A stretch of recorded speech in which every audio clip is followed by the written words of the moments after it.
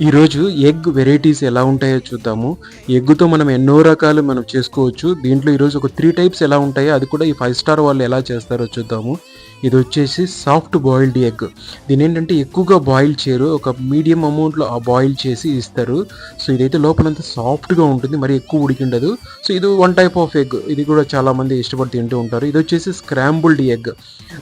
ఇది one type of egg. ఇది కూడా చాలామంది తింటూ ఉంటారు. ఇదేంటంటే మరి ఎక్కువగా ఫ్రై చేయరు. అలానే తక్కువ చేయరు. మీడియంగా ఇస్తారు.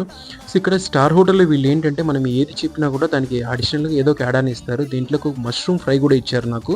సో, ఇదైతే టేస్ట్ ఓకే. బానే ఉంది. నాకైతే నచ్చింది. నెక్స్ట్ వచ్చేసి ఇంక చెప్పాల్సిన అవసరం లేదు. మనం ఆమ్లెట్.